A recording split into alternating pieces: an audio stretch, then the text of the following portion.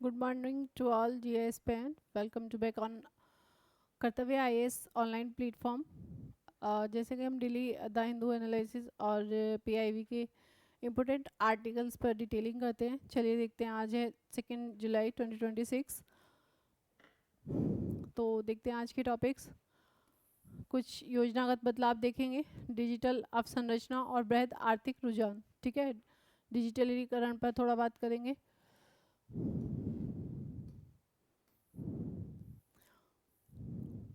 Topics देख लेते हैं आज के कौन कौन से हैं। आपके पेपर GS और 2-3 का से लिंक है आपका BVG रामजी योजना। ठीक है, मनरेगा योजना जो थी आपकी उसको बदलकर अब कर दिया गया है BVG राम योजना। ये आपका पेपर 2 और 3 से लिंक हो जाएगा। ठीक है, GS पेपर और 2-3 से लिंक है। ये भी टेलीकम्युनिकेशन एक्ट 2023, इस पर हम डिस्कस करेंगे। और डिजिटल इंडिया एवं अर्थव्यवस्था। ठीक है, ये भी आपका पेपर 2 और 3 से लिंक होगा, इसको हम देखेंगे। फिर एट द लास्ट हम लोग PT का एक क्वेश्चन भी सॉल्व करेंगे और पारिस्थितिकी सुरक्षा और जनसांख्यिकी के बारे पे कुछ PT फैक्ट हैं आपके, जो आपको डेली ही लास्ट में 2 to 4 आपको PT फैक्ट दिए जाते हैं। ठीक है, देखते हैं फर्स्ट आर्टिकल अपना, मनरेगा का नया स्वरूप। मनरेगा का नाम पहले कौन सा, जो मनरेगा सरकार ने ग्रामीण के लिए एक रोजगार व्यवस्था शुरू की थी। ठीक है, इसका नाम क्या था, महात्मा गांधी राष्ट्रीय ग्रामीण रोजगार गारंटी अधिनियम। ठीक है, अभी इसको बदलकर कर दिया गया है आपका BVG रामजी योजना, विकसित भारत गारंटी फॉर रोजगार एंड आजीविका मिशन ग्रामीण। ठीक है, लागू हो गया है कब से, 1 जुलाई से। और ठीक है, इसके प्रभाव देख लेते हैं, इसमें क्या क्या चेंजेस हुए हैं। और पहले इसमें क्या थे, पहले मनरेगा में क्या होता था, पहले मनरेगा में बजट असीमित रहता था, उसमें कोई फिक्स बजट नहीं था, जितने लोग जाएंगे उतने लोग काम करेंगे और पेमेंट लेंगे। ठीक है, अभी क्या कर दिया गया है, उसका बजट पूरी तरह सीमित कर दिया गया है। ठीक है, निश्चित बजट है कि भाई हम साल में आपको 400 रुपये देंगे, ये हमारा बजट है। अगर राज्य सरकार, it means as a example मैं आपको बताती हूँ, अगर उत्तर प्रदेश है और उसका BVG राम जी का योजना का बजट उन्होंने 4000 करोड़ तय किया है। ठीक है, और उत्तर प्रदेश सरकार की साइड से उस योजना में 5000 करोड़ खर्च कर रहा है, तो 1000 करोड़ जो खर्च हुआ है उसकी जिम्मेदारी राज्य सरकार की होगी, वो राज्य के राजकोष से जाएगा। ये जो भार रहेगा वो राज्य सरकार के ऊपर रहेगा, उसकी जिम्मेदारी केंद्र सरकार की नहीं होगी। तो ये इसमें बहुत बड़ा बदलाव किया गया है, उससे राज्य सरकार पर बहुत भारी दबाव देखने को मिलेगा। ठीक है, ये देखिए न्यूनतम मजदूरी 300 रुपये प्रतिदिन अनिवार्य। ठीक है, सबसे ज़्यादा कौन कौन से स्टेट में इफेक्ट आएगा, यूपी हो गया, बिहार, मध्य प्रदेश और राजस्थान, यही थोड़े पॉपुलेशन वाले अपने स्टेट हैं, इट मीन्स ज़्यादा पॉपुलेशन वाले। राज्य अपनी ओर से न्यूनतम मजदूरी से अधिक का भुगतान कर सकते हैं, लेकिन 300 प्रतिदिन की सीमा पूरे भारत में केंद्र द्वारा अनिवार्य कर दी गई है। ठीक है, इसमें देख लेते हैं इसका स्ट्रक्चर क्या क्या चेंज हुआ है।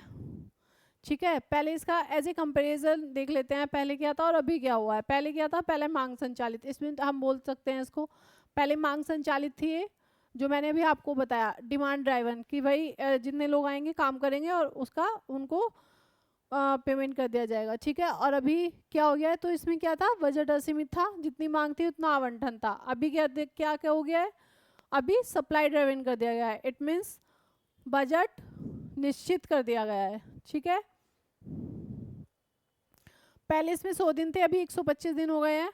पहले रेशियो क्या था, पहले रेशियो 90-10 का था, इट मीन्स 90% जो है वो केंद्र सरकार देगी और 10% राज्य सरकार। और अभी क्या कर दिया गया है, अभी 60-40 का, इट मीन्स 60 केंद्र सरकार देगी और 40 राज्य सरकार। ठीक है, बजट विस्तार का भार केंद्र सरकार द्वारा वहन किया जाएगा और आवंटन से अधिक खर्च, इट मीन्स जितना सरकार ने आपको दिया है, केंद्र सरकार ने राज्य सरकारों को जितना दिया है, अगर उससे ज़्यादा खर्च हो रहा है तो वो भार पूरा राज्य सरकार ही भरेगी। ठीक है, राज्य के राजकोष से ही दिया जाएगा, ये क्षतिपूर्ति जो रहेगी वो सब राज्य उसका वहन करेगी। तो राज्यों पर वित्तीय दबाव ऑब्वियसली है, राज्यों पर वित्तीय दबाव देखने को मिलेगा और बढ़ेगा, ठीक है। इसका बजट फिक्स है, ये मैंने आपको बता दिया एग्जाम्पल, आप देख लेते हैं। बस इसमें यही एक इम्पोर्टेंट जो पॉइंट था ये यही था, इसमें जो चेंजेस हुए हैं तो उस टॉपिक से रिलेटेड हो गया। अभी देख लेते हैं टेलीकम्युनिकेशन 2023 शक्तियों का विस्तार। टेलीकम्युनिकेशन में क्या चेंजेस हुए हैं, इसमें केंद्र सरकार के एक सचिव ने जो सचिव अधिकारी हैं उन्होंने कहा है जो भी आपकी मैसेजिंग एप्स हैं, लाइक से व्हाट्सएप है, आपका व्हाट्सएप है और टेलीग्राम है ना, और जो भी आपकी दूरसंचार की परिभाषा में आते हैं, ठीक है, उनको रेगुलेटिंग कौन करेगा, गवर्नमेंट करेगी। ओके, सरकार अब इन्हें सीधे रेगुलेट कर सकती है और हर 6 घंटे में इसको लॉग आउट करने का आदेश भी दिया गया है। और ये क्यों किया गया है, ये राष्ट्रीय हित के लिए।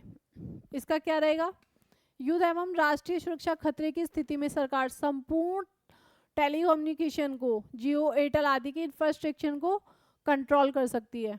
ओके, निगरानी शक्तियां, सर्वेलाइंस पावर्स भी सरकार के हाथ में है। वरिष्ठ अधिकारी जो है सचिव स्तर को फोन टैपिंग और इंटरनेट मॉनिटरिंग के सीधे आदेश जारी करने का अधिकार है। इट मीन्स गवर्नमेंट को लग रहा है कि व्हाट्सएप या टेलीग्राम के जरिए कुछ संदिग्ध गतिविधियां हो रही हैं या फिर राष्ट्रीय अनहित में हो रही हैं, राष्ट्र के हित में नहीं है, तो कोई भी एक वरिष्ठ अधिकारी जो सचिव रहेंगे उन्हें मॉनिटरिंग करने का पूरा अधिकार है, ठीक है। आपके फोन टैपिंग और मॉनिटरिंग करने का पूरा अधिकार दे दिया गया है।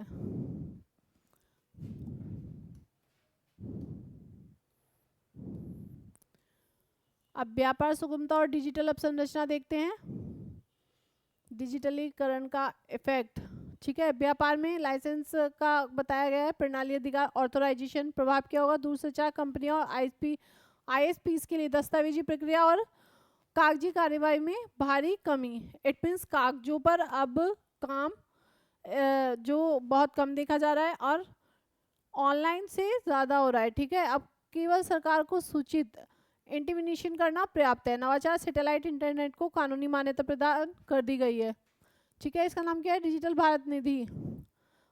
पूर्व नाम क्या था, यूनिवर्सल सर्विस ऑब्लिगेशन फंड, ठीक है। 2024 में नाम चेंज हुआ है। निधि का स्रोत सरकार नहीं बल्कि दूरसंचार कंपनियां, जियो एयरटेल इसमें अनिवार्य आर्थिक योगदान देती हैं। उद्देश्य क्या है, दूरस्थ ग्रामीण और पृथक क्षेत्रों में दूरसंचार अवसंरचना इंटरनेट का विकास करना, ठीक है, ग्रामीण इलाकों में भी और दूर क्षेत्रों में। डिजिटल इंडिया के 11 वर्ष पूरे हुए, डीपीआई इकोसिस्टम देख लेते हैं, इसके क्या क्या प्रभाव रहे।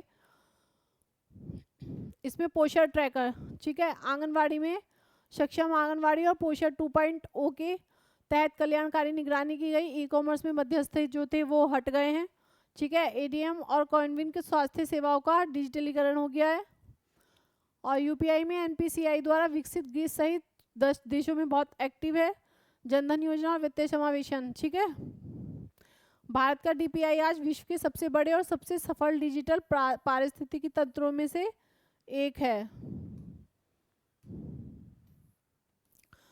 और इसका संकेत देख लेते हैं, जून 2024 का आपका डैशबोर्ड दिखा रहा है, इसमें वृद्धि दिखाई जा रही है कि 13.9 आपकी वृद्धि देखी गई है। जीएसटी कलेक्शन 1.95 लाख करोड़ का, और ये आपका कितना इसमें दिखाया जा रहा है, 50.2% खिसक गया है ये, ठीक है। पैरी चेंजिंग मैनेजर्स इंडेक्स दिखा रहा है, विश्लेषण क्या है इसका, इसमें देख लेते हैं, ठीक है। डेविल्स इन द डिटेल्स में क्या है, घरेलू लेन देन में केवल 6.5 की वृद्धि हुई है। जीएसटी में भारी उछाल मुख्य रूप से आयात बढ़ने, तेल और गैस की जो कीमतें बढ़ी हैं उनके कारण है। भारत का आयात निर्भर होना एक चिंताजनक रुझान है। और इसका 50 से ऊपर का अर्थ विस्तार है, ग्रोथ देखी जा रही है, पिछले 4 वर्षों में दूसरा सबसे निचला स्तर है। यह दर्शाता है कि विनिर्माण क्षेत्र में गति थोड़ी धीमी हुई है। मैन्युफैक्चरिंग सेक्टर में थोड़ी गति धीमी देखी गई है, ठीक है।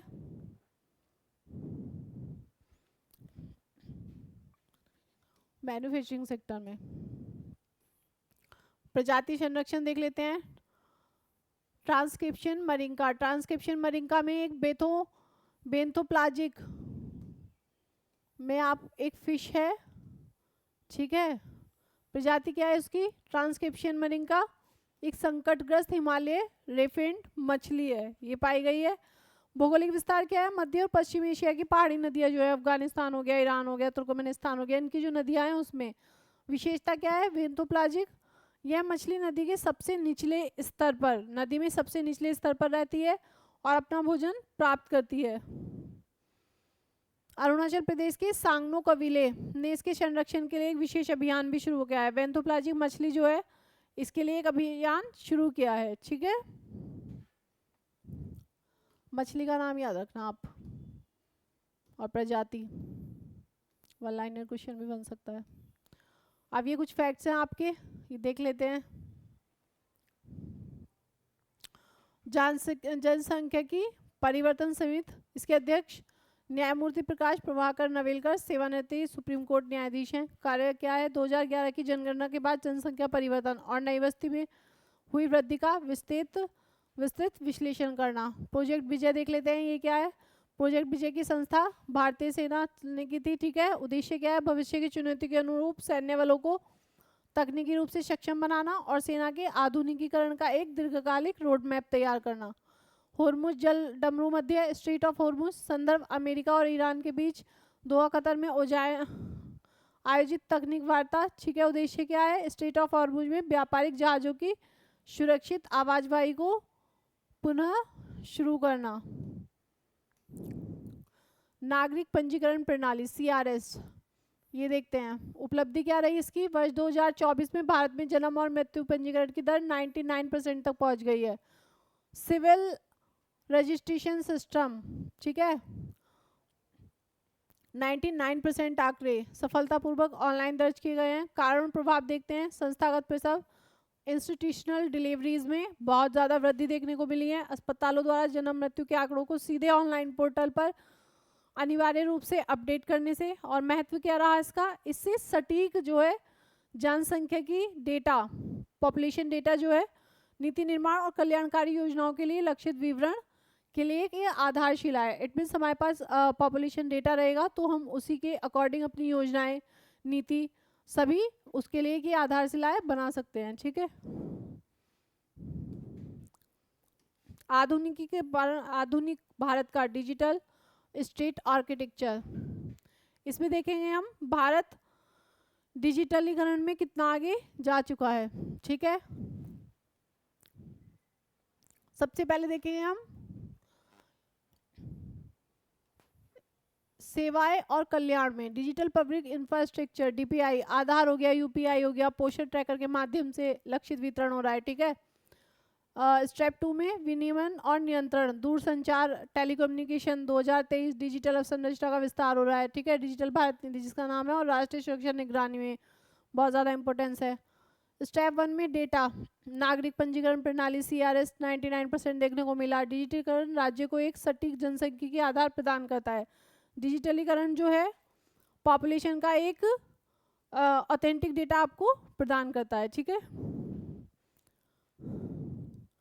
भारत का प्रशासन अब कागजी कल्याण पर नहीं है। इट मीन्स भारत का एडमिनिस्ट्रेशन ओनली कागज तक नहीं रह गया है, अब वो डिजिटलीकरण में पूर्णतः चेंज हो चुका है। ठीक है, पूर्णतः परिवर्तित हो गया है। ठीक है, डेटा ड्राइवन हो गया, टैग कंट्रोल और डायरेक्ट डिलीवर्ड।